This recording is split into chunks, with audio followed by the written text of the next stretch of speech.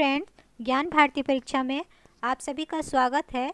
हम लोग डिस्कस कर रहे थे बिहार स्टेट 2025 के लिए प्रीवियस ईयर के क्वेश्चन को हम लोग देख रहे थे, जिसमें सोशल साइंस का जो पार्ट आता है वो 100 नंबर का रहता है। वो सारे इम्पोर्टेंट क्वेश्चन को हमने देखा। चलिए आज उसका दूसरा पार्ट शुरू कर रहे हैं, उसका दूसरा सेट शुरू कर रहे हैं हम लोग। तो चलिए आज के क्वेश्चन को देखते हैं। क्लास को पूरी अच्छे से देखिएगा फ्रेंड्स, क्योंकि आपके लिए फ़ायदेमंद रहेगा। प्रीवियस ईयर के क्वेश्चन बहुत ही इम्पोर्टेंट होते हैं किसी भी एग्ज़ाम के लिए, इसलिए अच्छे से इसको देख लीजिएगा पूरा। क्लास अच्छा लगे तो लाइक कीजिएगा, शेयर कीजिएगा और सब्सक्राइब करके रख लीजिएगा चैनल को, ताकि आगे के क्लास आपको देखने को मिले। ठीक है, तो चलिए आगे बढ़ते हैं, अपना क्वेश्चन देखते हैं। आज का पहला क्वेश्चन है, हल्के और तेज़ चलने वाले जहाज कैरावल को किसने बनाया था? तो ये किसने बनाया था जहाज़ को फ्रेंड? ये बनाया था पुर्तगालियों ने, क्योंकि पुर्तगाली क्या करते थे? भ्रमण करते थे पूरा देश समुद्र के रास्ते से। ठीक है, नेक्स्ट क्वेश्चन देखते हैं। भारत में ईस्ट इंडिया कंपनी की स्थापना कब हुई? तो भारत में ईस्ट इंडिया कंपनी की स्थापना हुई थी 1600 ईस्वी में, और वो भारत में अपनी पहली फैक्ट्री बनाया था 1608 में। 1608 में खोला था सूरत में। ठीक है, इन सबको भी देख लेते हैं फ्रेंड। 1498 में पुर्तगाली आया था।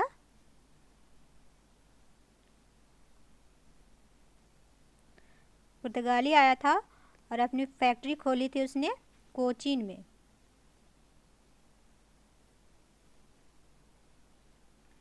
कोचीन में अपनी पहली फैक्ट्री खोली थी। 1664 में आया था फ्रांसीसी।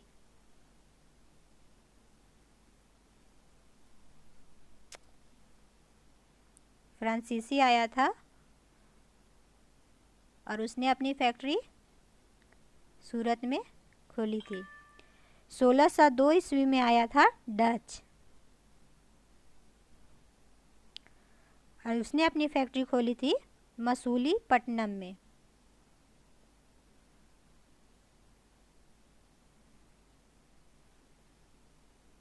मसूलीपट्टनम में जिसने अपनी पहली फैक्ट्री खोली थी फ्रेंड। ठीक है, तो क्वेश्चन था कि भारत में ईस्ट इंडिया कंपनी की स्थापना कब हुई थी? तो 1600 में कंपनी की स्थापना हो गई थी, ब्रिटिश ईस्ट इंडिया कंपनी की, और 1608 में सूरत में उसने अपनी पहली फैक्ट्री खोली थी। ठीक है, चलिए आगे देखते हैं। अगला क्वेश्चन है,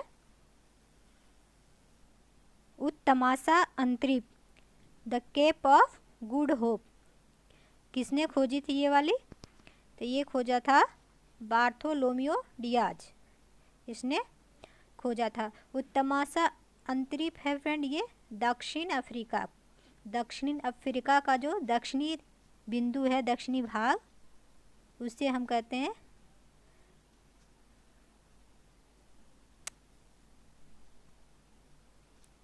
इसको हम कहते हैं दक्षिण अफ्रीका का भाग है ये। ठीक है,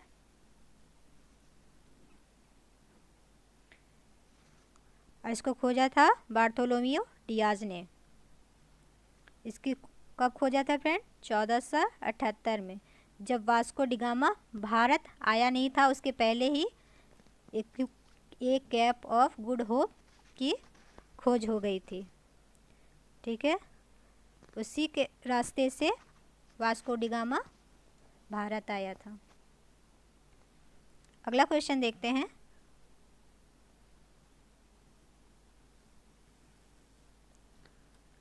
सर्वप्रथम कॉमन सेंस की रचना किसने की थी? तो कॉमन सेंस किसकी रचना है फ्रेंड? तो ये है टॉमस पेन की। टॉमस पेन की रचना है।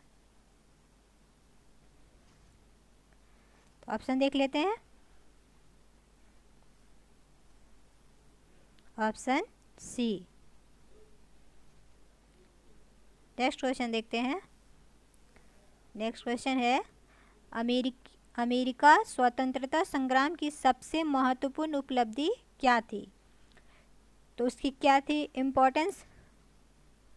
गणतंत्रात्मक व्यवस्था का पहला प्रयोग। इसका आंसर हो जाएगा ऑप्शन डी।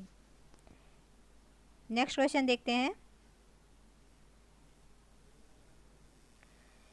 इंग्लैंड की गौरवपूर्ण क्रांति कब हुई थी? तो ये हुआ था 1688 ईस्वी में। ये क्वेश्चन हमेशा पूछा जाता है फ्रेंड, ये बहुत ही इम्पोर्टेंट क्वेश्चन है। गौरवपूर्ण क्रांति के बारे में हमेशा पूछा जाता है। ठीक है, इसका आंसर हो गया ऑप्शन ए 1688 में। इसे रक्तहीन क्रांति भी कहते हैं। इस क्रांति के बाद क्या हुआ था, जो ब्रिटेन संसद है उसको सारी शक्ति मिल गई थी और राजा नाम मात्र का शक्तिशाली था, उसके पास कोई शक्ति बची ही नहीं थी। अब सारे जितना भी फैसला लेना था अब ब्रिटेन की संसद लेती थी। ठीक है, अगला क्वेश्चन देखते हैं। जनजातियों की सर्वाधिक आबादी कहाँ है? तो जनजातियों की सर्वाधिक आबादी कहाँ पे है? अफ्रीका में, ऑप्शन ए। नेक्स्ट क्वेश्चन देखते हैं। पहला संथाली जिसने अंग्रेजों पर हथियार उठाया था। तो पहला संथाली कौन था फ्रेंड जिसने अंग्रेजों पर हथियार उठाया था? तो वो था तिलका मांझी। तिलका मांझी।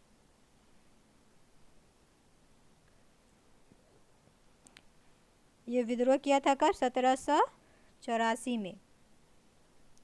ये पहला विद्रोह था जो सशस्त्र विद्रोह था, जो 1857 के विद्रोह से भी पहले हुआ था। ये सबसे पहला विद्रोह था जिसमें अंग्रेजों पर हथियार उठाया था तिलका मांझी ने। ठीक है, चलिए इसके ऑप्शन को देख लेते हैं। ऑप्शन सी इसका आंसर हो जाएगा। ठीक है, अगला क्वेश्चन देखते हैं। चुआर विद्रोह। चुआर विद्रोह कब शुरू हुआ था? तो ये हुआ था 1771 ईस्वी में। और इससे कौन संबंधित था नेता इसका? रानी शिरोमणि। रानी शिरोमणि। ये मेदिनीपुर से ये शुरू हुआ था, मिदनापुर से ये शुरू हुआ था विद्रोह फ्रेंड्स 1771 ईस्वी में। और बाद में जाकर यह विद्रोह भूमिज विद्रोह में मिल जाता है, उसके साथ मर्ज हो जाता है। ठीक है, अगला क्वेश्चन देखते हैं। बक्सर आंदोलन में किसकी प्रमुख भूमिका थी? तो वो था गुंडाधुर। बक्सर आंदोलन में प्रमुख भूमिका किसकी थी? तो गुंडाधुर। अगला क्वेश्चन है कोल विद्रोह। कोल विद्रोह कब हुआ था? तो ये हुआ था 1831-32 में हुआ था। इसके नेता थे बुद्धू भगत। इसके नेता थे बुद्धू भगत। ठीक है, और हुआ था 1831 ईस्वी में प्रारंभ हुआ था कोल विद्रोह। अगला क्वेश्चन देखते हैं।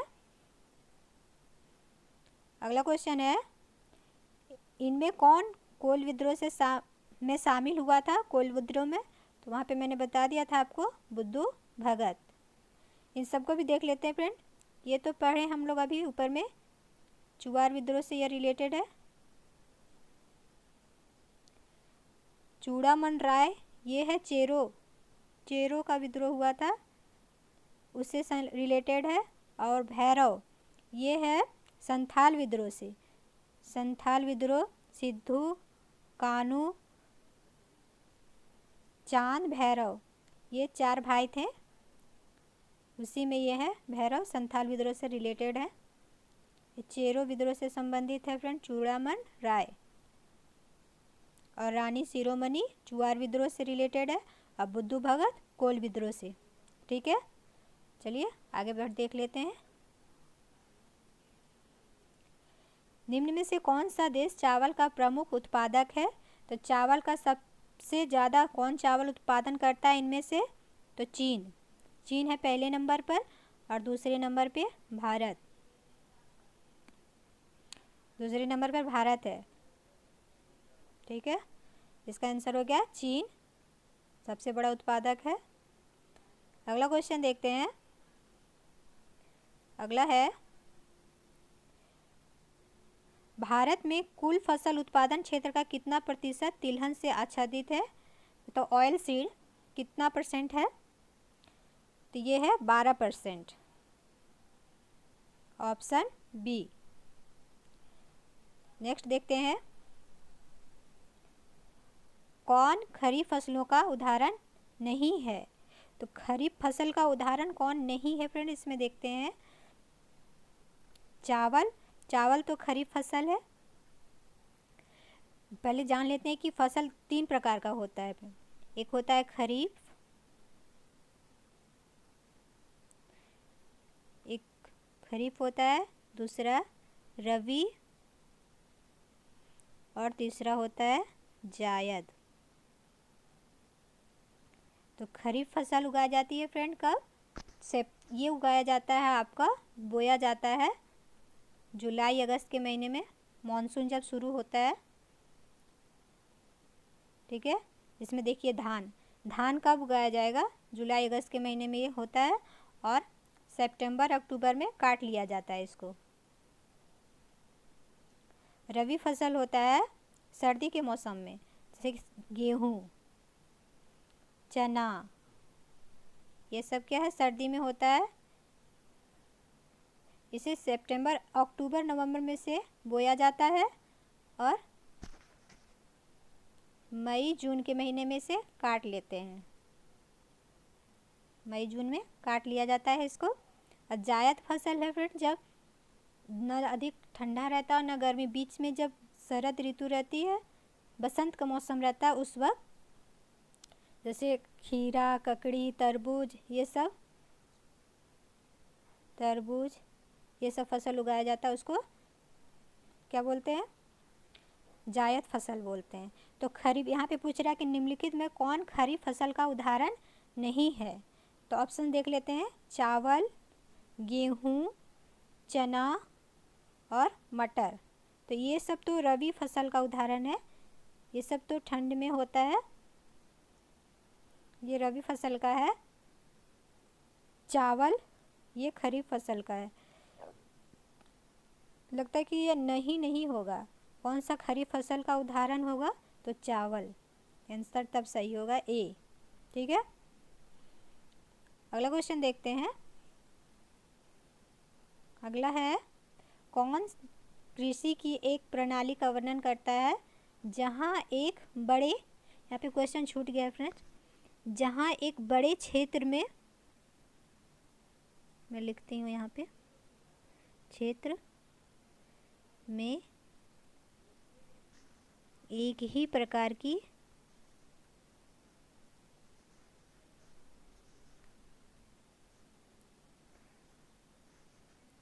फसल उगाई जाती है। जहाँ पे एक ही प्रकार, एक से बड़े से बहुत बड़े क्षेत्र में एक ही प्रकार की फसल उगाई जाती है, तो वो कौन सा कृषि कहलाएगा? तो कहलाएगा वृक्षारोपण कृषि। ठीक है, और इन सब कृषि के बारे में भी जान लेते हैं। गहन कृषि। गहन कृषि क्या होता है? गहन कृषि में क्या होता है फ्रेंड्स कि जब जहाँ मतलब जनसंख्या बहुत अधिक रहता है, जनसंख्या का दबाव अधिक रहता है, वहाँ पे एक बड़े क्षेत्र में जनसंख्या का भरण पोषण करने के लिए क्या किया जाता है? खेती किया जाता है। अत्यधिक उसमें रासायनिक खाद का प्रयोग किया जाता है, अधिक सिंचाई उसमें होता है और अत्यधिक उत्पादन होता है, जहाँ इसलिए वहाँ पे गहन कृषि करना पड़ता है। अब बागानी कृषि क्या होता है? बागानी कृषि में फल फूल सब्जी, मतलब वो हो गया व्यावसायिक टाइप का फसल हो गया, जिससे कि हम क्या कर सके? आर्थिक अपने बाजार में उसको बेचकर उससे पैसा हम कमा सके, उस तरह का ये फसल होता है, जिसमें आएगा चाय, कॉफ़ी, रबड़, सब क्या है? बागानी फसल है, इसको रोपण फसल भी कर सकते हैं। इसको एक क्या होता है, बाजार में बेच सकते हैं।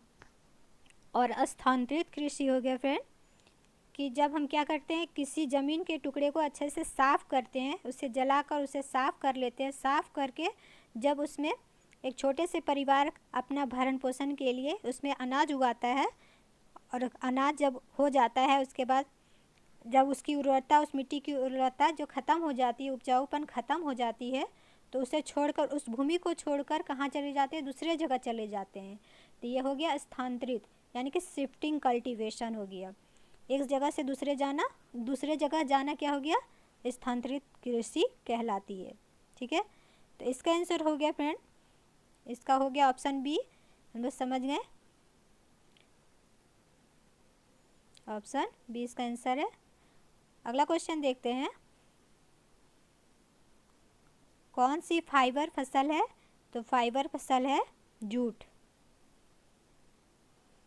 अगला को ये देखिए, रबड़ ये कौन सा फसल हो गया, बागानी फसल हो गया। कॉफ़ी ये सब बागानी है, रोपण फसल हो गया। अगला क्वेश्चन देखते हैं, लीग ऑफ नेशन की कमजोरियों के बारे में निम्नलिखित में से कौन सा सत्य है। तो लीग ऑफ नेशन की जब स्थापना हुई थी फर्स्ट वर्ल्ड वॉर के बाद, तो वो कौन सा काम करने में असमर्थ था, जो उसके अंतर्गत नहीं आता था। तो आर्थिक प्रतिबंध लगाने में लीग की अक्षमता ने उसे पंगु बना दिया। मतलब वह आर्थिक प्रतिबंध नहीं लगा सकता था, उसके पास वह शक्ति नहीं थी, इसके कारण वह कमज़ोर हो गया था, मतलब कमज़ोर माना गया। और लीग ऑफ नेशन आगे चला भी नहीं, कुछ ही दिन में वो बंद भी हो गया था, जिसके वजह से क्या हुआ था, यूएनओ के स्थापना हुआ था सेकेंड वर्ल्ड वॉर के बाद। अगला क्वेश्चन देखते हैं,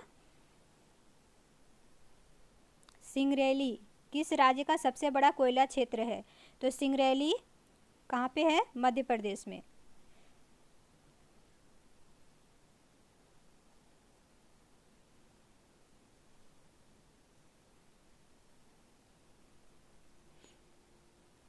अगला क्वेश्चन देखते हैं फ्रेंड, इसका आंसर हो गया ऑप्शन सी, मध्य प्रदेश। अगला है, यूएनओ को किस वर्ष नोबेल शांति पुरस्कार से सम्मानित किया गया। तो 2001 में। ये क्वेश्चन हम लोग कर चुके हैं और ये क्वेश्चन रिपीट हो रहे हैं, सेट में ऐसा ही आया है दोबारा फ्रेंड, ये इम्पॉर्टेंट है। अगला क्वेश्चन देखते हैं, संयुक्त राष्ट्र संघ की कितने आधिकारिक भाषा है। मतलब यूएनओ का लैंग्वेज, ऑफिशियल लैंग्वेज कितने हैं बताना है आपको। ये है 6 भाषा है। ये कौन कौन से हैं देख लेते हैं हम लोग।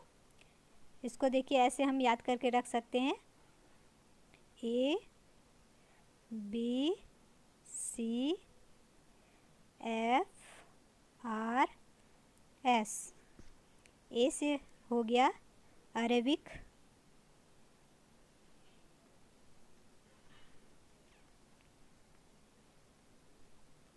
हो गया। बी से ब्रिटेन, यानी ब्रिटेन क्या बोलेगा, इंग्लिश।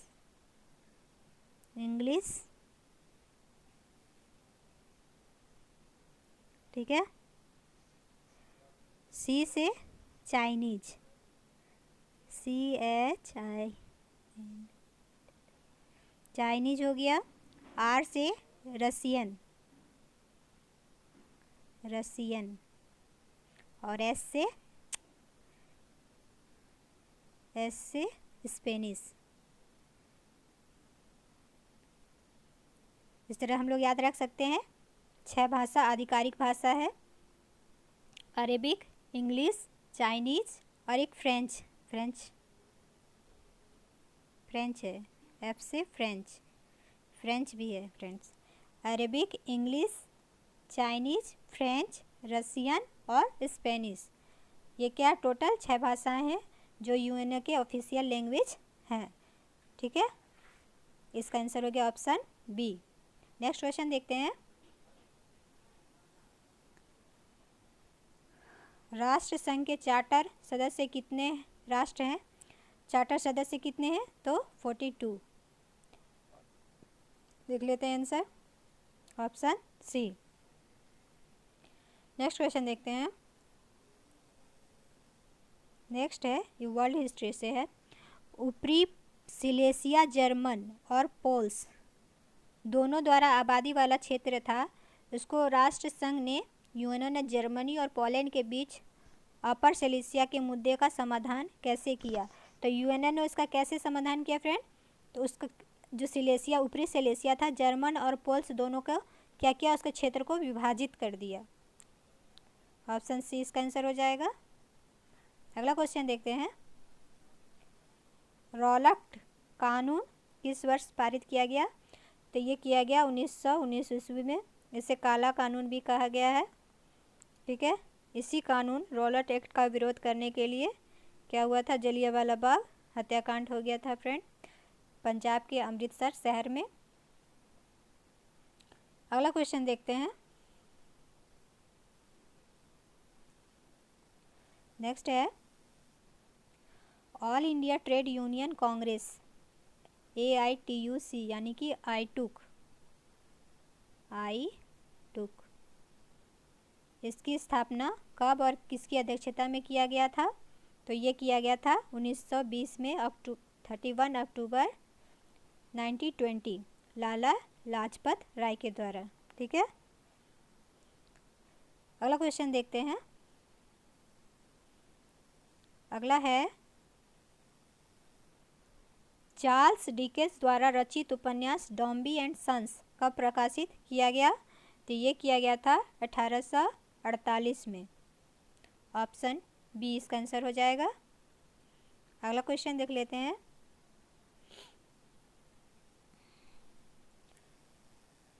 भारत में पहली बार कब और कहाँ धुआं निरोधक कानून पारित किया गया था?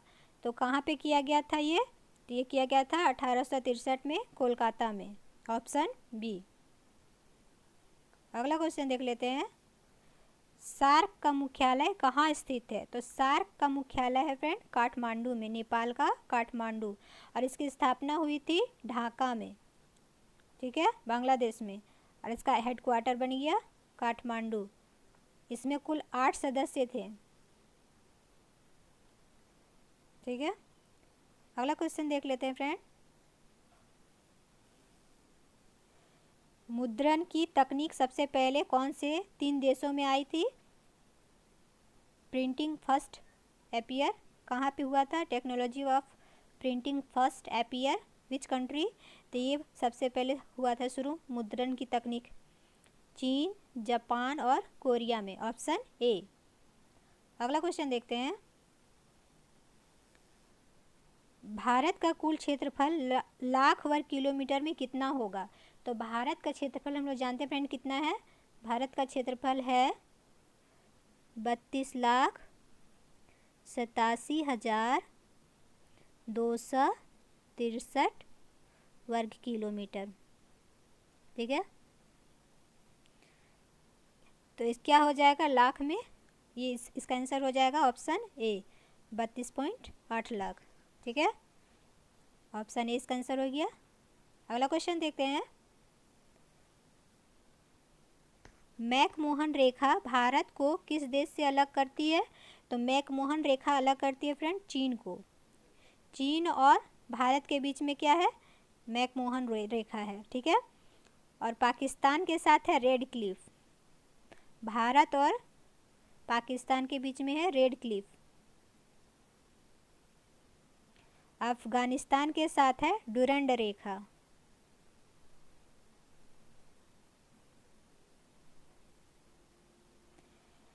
और चीन के साथ है मैकमोहन, जो हमने देख लिया। ठीक है, तो इसका आंसर हो गया ऑप्शन सी। नेक्स्ट क्वेश्चन देखते हैं।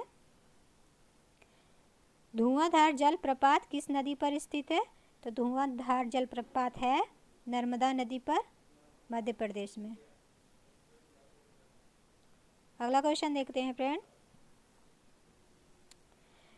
किस नदी का उद्गम अमरकंटक नहीं है? तो अमरकंटक से कौन कौन सी नदी निकलती है? एक नर्मदा निकलती है, एक तापी निकलती है, तापी नहीं, नर्मदा और सोन। नर्मदा सोन नदी निकलती है अमरकंटक से, ठीक है। तो देखते हैं ऑप्शंस क्या है। नर्मदा, तापी, सोन और जोहिला। तो ये सब नदियाँ निकलती है फ्रेंड अमरकंटक से, ठीक है। तापी निकलती है आपका, ये निकलती है आपका बैतूल जिला से निकलती है, बैतूल से निकलती है, ये भ्रंश घाटी से होकर बहती है, ठीक है। तो इसका आंसर हो जाएगा बी, ऑप्शन बी, ये अमरकंटक से नहीं निकलती है। अगला क्वेश्चन देख लेते हैं।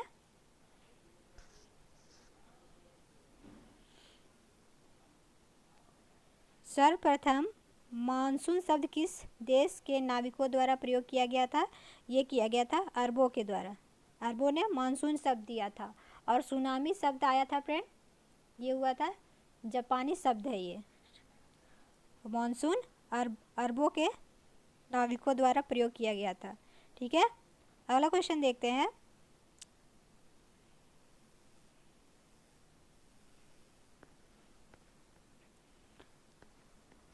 एक मिनट, अगला है, ये हो गया था 35 नंबर। इनमें से किस राज्य में मैंग्रोव वन पाए जाते हैं? तो मैंग्रोव वन पाए जाते हैं पश्चिम बंगाल में, उसको हम लोग क्या बोलते हैं? सुंदरवन। सबसे अधिक मैंग्रोव वन कहाँ पाया जाता है? पश्चिम बंगाल में, ठीक है। अगला देख लेते हैं। इनमें से कौन सा वृक्ष पर्वतीय वन में पाया जाता है? तो माउंटेन फॉरेस्ट कौन सा है? अर्जुन, चंदन, शीशम, ये सब पर्णपाती वन है फ्रेंड। चेस्टनट, ये क्या है? पर्वतीय वन है, ठीक है। तो इसका आंसर हो गया ऑप्शन ए। नेक्स्ट है, what is duchy gram located in Jammu and Kashmir? तो डची ग्राम कहाँ पे है? और डची ग्राम जो जम्मू कश्मीर में स्थित है वह क्या है? तो ये क्या है? एक वन्य जीव अभ्यारण्य है, राष्ट्रीय उद्यान है, पक्षी अभ्यारण्य है या आरक्षित वन क्षेत्र है? तो इसका क्या हो जाएगा? ये एक राष्ट्रीय उद्यान है, ठीक है। नेक्स्ट देखते हैं। इनमें से कौन उपभोक्ता उद्योग है? Which of the following is a consumer industry? तो कौन सा है इसमें से कंज्यूमर इंडस्ट्री? चीनी उद्योग। इसको लोग क्या करते हैं? कंज्यूम करते हैं, इसलिए इसका उत्पादन करते हैं, उसका कंज्यूम करते हैं। ये सब तो फ्रेंड आता है लो इस्पात कारखाना, ये सब बनाने के लिए फैक्ट्री में ये सब का उपयोग किया जाता है। उपभोग करना मतलब खाना, किसी चीज़ को खाना, ठीक है। तो चीनी उद्योग क्या हो गया? कंज्यूमर इंडस्ट्री है। किस वर्ष को जनसांख्यिकी विभाजक वर्ष के रूप में जाना जाता है? तो ये जाना जाता है 1921 को। इस वर्ष में क्या हुआ था कि जनसंख्या अचानक से घट गई थी, जिसके कारण क्या हो गया? विभाजन रेखा बन गया था, इसलिए 1921 को क्या माना जाता है? विभाजक वर्ष माना जाता है। इसका आंसर हो गया ऑप्शन बी। अगला क्वेश्चन देखते हैं 40 नंबर। ब्रह्मपुत्र नदी को बांग्लादेश में किस नाम से जाना जाता है? तो ब्रह्मपुत्र नदी को बांग्लादेश में जमुना के नाम से जाना जाता है, ठीक है। और मेघना इसको तब बोलते हैं फ्रेंड, ये बोलते हैं बांग्लादेश में जब गंगा और ब्रह्मपुत्र नदी मिलती है। गंगा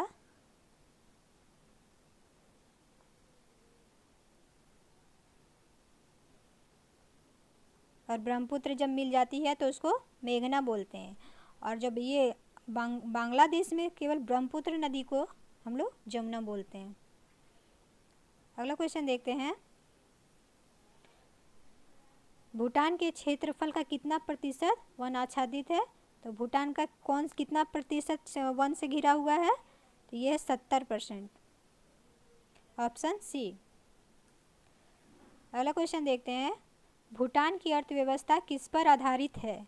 तो भूटान की अर्थव्यवस्था है पर्यटन पर, ऑप्शन सी। अगला देख लेते हैं फ्रेंड,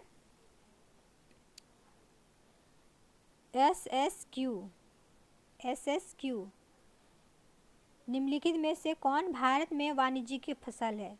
ये फसल का नाम है, ठीक है। तो इनमें से सभी हो जाएंगे, ये वाणिज्यिक फसल है। कमर्शियल क्रॉप, सरसों, तंबाकू, जूट, ये सभी क्या है? कॉमर्शियल क्रॉप हैं। इसका आंसर हो जाएगा ऑप्शन डी।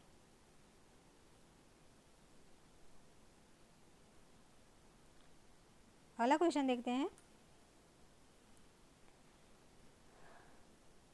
1 सेंटीमीटर बराबर 1 किलोमीटर के लिए क्या सही प्रतिनिधि भिन्न है? तो ये RF स्केल में बताया जाता है मैप में फ्रेंड, ये स्केल है RF स्केल, ठीक है। तो 1 सेंटीमीटर में यहाँ पे कितना हो जाता है? 1 सेंटीमीटर अगर 1 किलोमीटर को ना दिखाना है तो 1,00,000 सेंटीमीटर,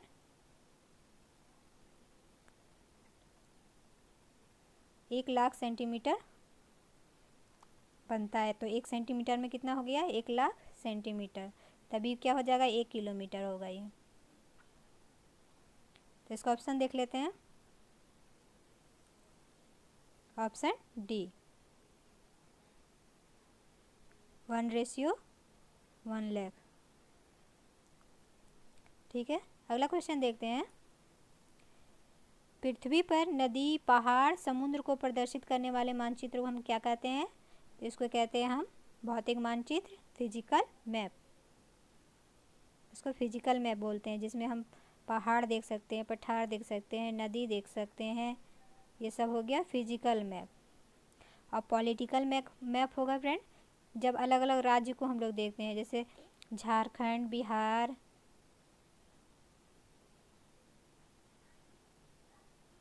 बंगाल, 28 राज्यों को जब हम देखते हैं तो वो क्या हो गया? राजनीतिक मानचित्र, ठीक है। और ठीक है, इसका आंसर हो गया ऑप्शन बी। अब अगला क्वेश्चन देख लेते हैं, विकास की स्थिति के आधार पर संसाधन को वर्गीकृत किया गया है। किस रूप में वर्गीकृत किया गया है? तो अगर विकास की स्थिति में देखा जाए तो संभावित है, विकसित भी है और रिजर्व भी है। उपयुक्त में से एक से सभी हो जाएंगे फ्रेंड, इसका आंसर सारे हो जाएंगे। अगला क्वेश्चन देखते हैं, झारखंड, छत्तीसगढ़, मध्य प्रदेश में खनिज और क्या जमा में समृद्ध है? किस चीज़ के लिए फेमस है? तो झारखंड, छत्तीसगढ़ ये सब है कोयला के लिए। झारखंड का झरिया, धनबाद, बोकारो स्टील प्लांट है, ये दोनों क्या हो जाएगा? कोयला के लिए है। अगला क्वेश्चन देखते हैं, कौन सा राज्य तेल का सबसे पुराना उत्पादक है? तो असम का डिगबोई।